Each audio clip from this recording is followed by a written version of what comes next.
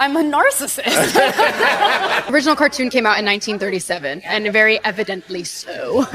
Okay. There's a big focus on her love story with a guy who literally stalks her. Yeah. Weird.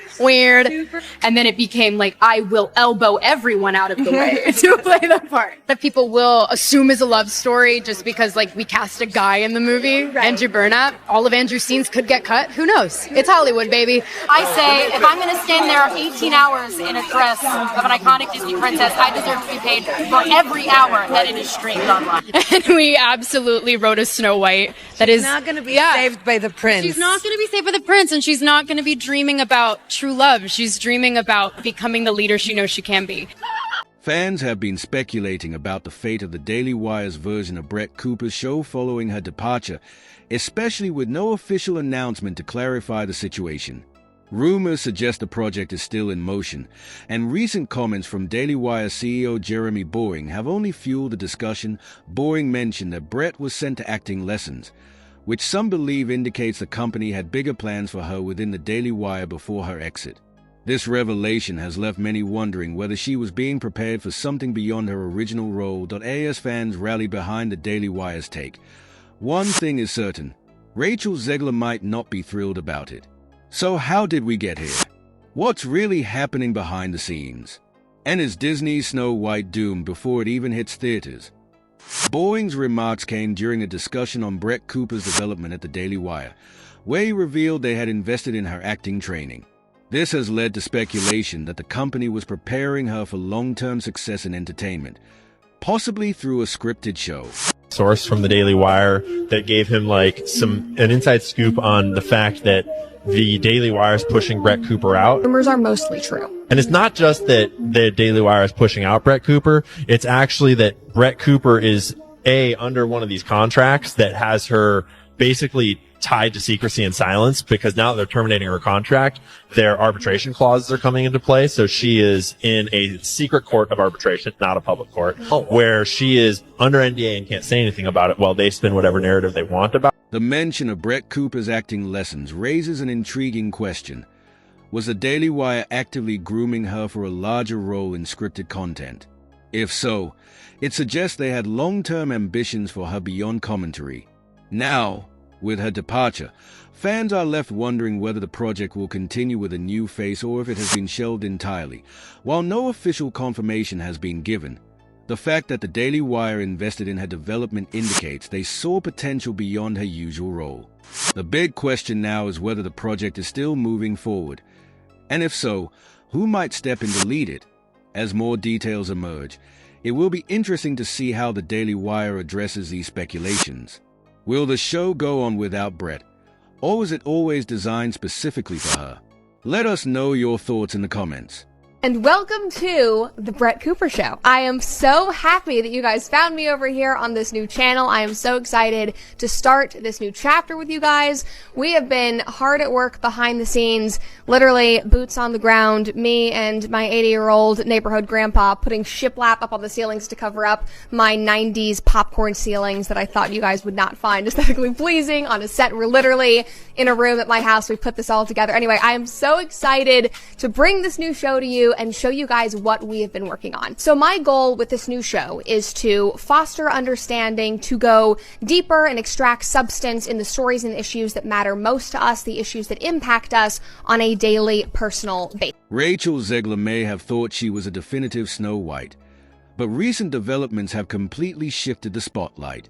While she's been at the center of relentless backlash for her dismissive comments about the Disney classic, Brett Cooper's sudden rise as a rival Snow White has rewritten the narrative entirely. Zegler has faced mounting criticism over resurfaced interviews where she openly mocked the 1937 Snow White and the Seven Dwarfs, calling it weird and outdated.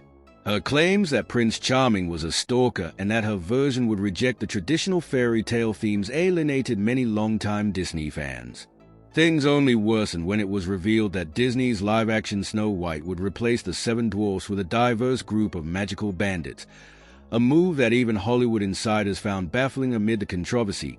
Disney delayed the film's release to 2025, sparking speculation that the studio was quietly reworking it to avoid another The Marvel-style box office disaster. And just when Zegler's version seemed to be crumbling, Brett Cooper entered the picture with Snow White and the Evil Queen, a film that promises to stay true to the beloved original. Unlike Disney's modernized approach, the Daily Wire's take embraces a classic fairy tale, complete with a traditional Snow White and Prince. Fans who rejected Disney's reimagined version quickly rallied around Cooper's film, praising it as the real Snow White. The contrast couldn't be clearer.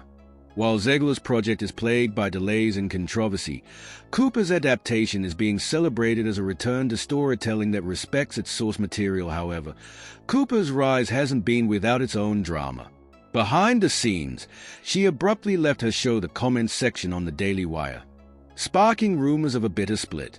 Speculation ranges from financial cutbacks to internal disagreements, particularly since Cooper remained silent on key political issues while other Daily Wire commentators took strong stances.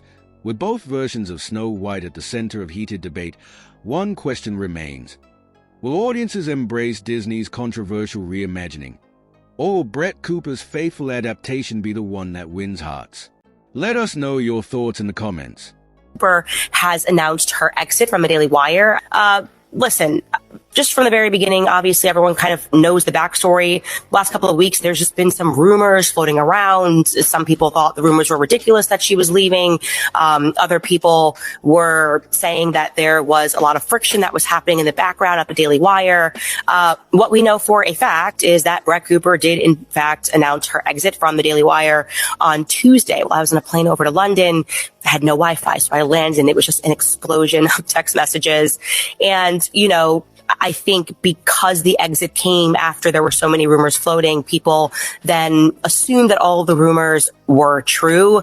There were rumors that her best friend or her maid of honor in her wedding, which is true, obviously, Reagan Conrad would be taking over her show. And people were trying to deduce whether or not that meant that there was a lot of drama in the background. The Spectator did a summary. They're obviously quite respected. And they went through and clawed through all of the internet innuendo and noticed some things. Obviously, one big thing that has been noticed on the internet is that Brett seems to have deleted all of the photos that she had of her and her maid of honor from her profile. So that obviously signals to people that maybe some of that innuendo was true. And then the other aspect, which I was not even aware of until I read this article on The Spectator, was that apparently there was some movement. This is such a Gen Z thing, but I guess they were commenting on all of Brett's posts or something and telling her to wear blue on her last day if she's not allowed to talk about what happened. And then she wore blue. So who knows if she wore blue because it's a normal color to wear and I wear blue probably twice a week, or if she was trying to signal something. Anyways, the long conclusion of this is, as far as separations go, it appears to be as amicable as it can be. She made the announcement. It was quite sad. She did seem like she was upset in it.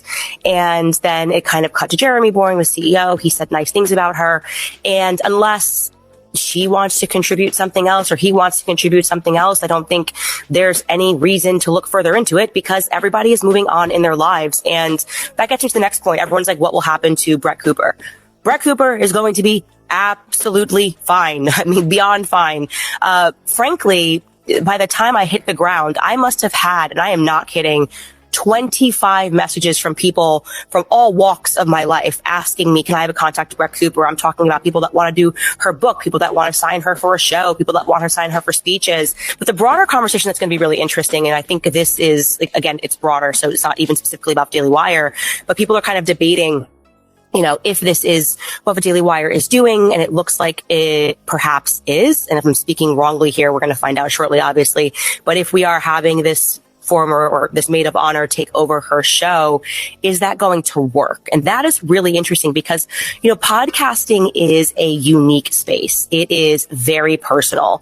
It's a new medium. When podcasting exploded, I mean, largely we can attribute that to Joe Rogan. Obviously, Daily Wire was one of the first companies to sort of try to carve out the space of podcasting and say, we're going to house a bunch of podcasters. I would say the Daily Wire and The Blaze kind of hit the ground running. And I think that nobody has really stopped to consider, can you just do that like late night TV? Can you do that like The View, where you can just keep swapping hosts and go, okay, well, now it's going to be the comment section with someone else? Is the audience going to like that? Or is the audience going to reject that? Now, if I'm just guessing, if this is my company and I'm running it, I'm going, no, I think podcasting is too personal. I think people sign up for a YouTube channel because they're signing up for that person. It remains to be seen. Obviously, they haven't done this yet. This will be an experiment for them. But I do think it starts a conversation about what it says about both Brett and the Daily Wire if they do it. Like, I think if I'm instructing what I would do, I would just create an entirely new show if they're going to bring in new talent. Otherwise, it kind of feels like, okay, well, is this just all scripted? Is that the real Brett Cooper? Did she just train to do this show and that's not actually her personality? I'm asking these questions. I know the answer to this. Obviously, it is her personality. That is very much Brett's personality behind the scenes. This is how she talks. She's very bubbly and very excited. So I don't know if that's like the message that you want to send, that we can just like train someone else like a monkey to do the exact same thing rather than just create a whole new show around somebody else. Also, she's super young. She's got just a lot of gas left into the tank. She's going to be everywhere in 2025. So we just want to wish her a lot of luck. The drama took an unexpected turn when Brett Cooper's replacement, Reagan Conrad, was revealed, not just as her former producer, but also as her maid of honor. The move was widely seen as a betrayal, prompting Cooper to quickly unfollow Conrad, erase her from social media, and distance herself from her former colleagues. While Cooper was dealing with her own internal battles, Rachel Zegler's situation only worsened. In a desperate attempt to repair her image, she suddenly softened her tone in interviews, claiming she did respect the original Snow White. But the damage was already done. Fans weren't buying it. The internet exploded with side-by-side comparisons of her dismissive past remarks versus her carefully worded new statements, exposing her as backtracking to save face. To make matters worse, Snow White has reportedly been plagued by reshoots and behind-the-scenes turmoil, with rumors swirling that Disney is second-guessing its decision to fully embrace Zegler's vision. Meanwhile, Brett Cooper's Snow White and the Evil Queen has only gained momentum, with fans rallying behind her as the actress who actually respects the character now. The big question is, what happens next? Disney's Snow White is still set for a 2025 release, but after delays and widespread backlash, will audiences even care? On the other hand, Cooper's take is shaping up to be a major cultural moment, proving that audiences still crave timeless stories rather than politically driven rewrites. What started as a controversy over one Snow White has evolved into a full-blown battle over storytelling itself. And the biggest irony? The actress who was supposed to redefine Snow White has now been completely upstaged.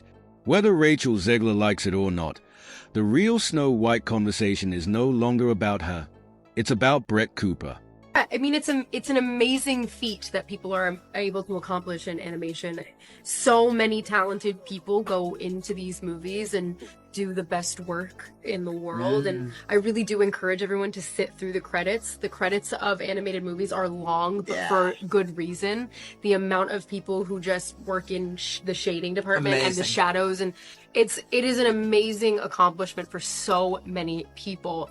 The greatest challenge as an actor is that, you know, when you're working on screen or you're working on stage, and I was raised on stage, is that you get this instant gratification from the audience and this instant connection with your fellow actors, where in an animated movie, you are alone in an ISO booth. And for me, I started in 2020, not knowing what a lot of these characters were going to look like, what things were going to sound like, the landscapes. I didn't really know. And I don't think neither did, Skydance or Netflix. And so it was kind of really digging deep into that imagination that Elian has and that I had as a child and try to hold on to, and really following the guidance of Vicki Jensen, Jason Henkel, like everybody who worked on this movie. And they do such an incredible job. You're handing over a performance vocally to people who are going to give it a physicality. And that is really difficult. It feels like you're really letting go of something and putting your trust in a talented group of animators that have really done an incredible job on all. Yes, and I have always said this, but I want to reiterate it, that I do not take for granted the fact that you guys take hours out of your busy lives to watch my videos, and I want to make sure that every single second of that time matters. I want to make sure that every single video I put out leaves you feeling more confident or empowered or smarter or more inquisitive about the world. And so because of that, we are going to be doing less frequent episodes. We're not going to be chasing the news cycle as much. I want to make sure that every single episode is intentional. This first season, in my eyes, is all about understanding where we've come from, where we're heading, and trying to fix the obvious disconnect between the generations, between values, and so much more. So I hope you are ready for even more hard truths, deeper dives than we have ever gone before, insightful interviews, and of course, lots of laughter and levity, because it would not be a Brett Cooper production if we were not having fun through it all. But for this first episode of season 1 of the Brett Cooper Show, I thought that we could just keep it simple and keep it between us. And I realize I just said keep it simple, but this episode kind of is not simple at all. It actually might get me into trouble, but we do need to talk about how the right runs the risk of literally losing everything that we've worked for if we continue down a path of mimicking the left's toxic. Rachel Zegler was supposed to be the future of Snow White, Disney's first Latina princess, handpicked to bring a fresh, modern perspective to one of the most beloved animated films of all time. She didn't just take on the role, she sought to redefine it. But then, Brett Cooper happened in what can only be described as a complete shake-up of the Snow White conversation. The Daily Wire's rival adaptation, Snow White and the Evil Queen, threw Zegler's version into turmoil. At the center of it all, Brett Cooper, an actress with no Hollywood background who wasn't just playing Snow White, but challenging everything Zegler stood for. Zegler's journey as Snow White has been nothing short of chaotic. When she was first cast in Disney's live-action remake, the reaction was mixed. But the real controversy started when she began talking about the role. She dismissed the 1937 classic as outdated, rejected its love story, and insisted her version of Snow White wouldn't be saved by a prince. For Disney executives, this may have seemed like a marketing goldmine, appealing to modern audiences with an independent Snow White. But for fans, it was a slap in the face. The backlash was immediate and relentless. Social media exploded with criticism, accusing Zegler of disrespecting a film that shaped Disney's legacy. Even longtime Disney loyalists, who usually defend live-action remakes, felt betrayed. Things only got worse when news broke that the Seven Dwarfs were being replaced with CGI-rendered magical creatures. Rather than addressing concerns, Zegler doubled down, mocking critics, dismissing frustrations, and insisting that her version of Snow White was better. Then came the real problem. Her version was no longer the only one, but sensing an opportunity, the Daily Wire stepped in. With Disney's Snow White mired in controversy, CEO Jeremy Boring announced a rival project, Snow White and the Evil Queen. Unlike Disney's modernized take, this version promised to remain faithful to the Brothers Grimm fairy tale, preserving the themes of love, magic, and heroism. The biggest shock. Brett Cooper was cast as Snow White, best known for her political commentary in the comment section show. Cooper was an unconventional choice. She wasn't a Hollywood actress, she had no major film credits, but she did have something else. A deep respect for the original Snow White. I was raised on the original Grimm's fairy tales, so I'm thrilled that we're bringing this iconic story to life for the next generation, Cooper said. Snow White is such a beautiful character, and I'm honored to be playing her. Like all the best fairy tales, this is a story with timeless values, love, friendship, and kindness, and I can't wait to share them. Her words were everything Zegler's weren't. She wasn't mocking Snow White. She wasn't trying to rewrite the story. She was embracing it, and audiences took notice. Almost immediately, Snow White and the Evil Queen started gaining traction. Fans who had completely written off Disney's Snow White were suddenly intrigued by this alternative version.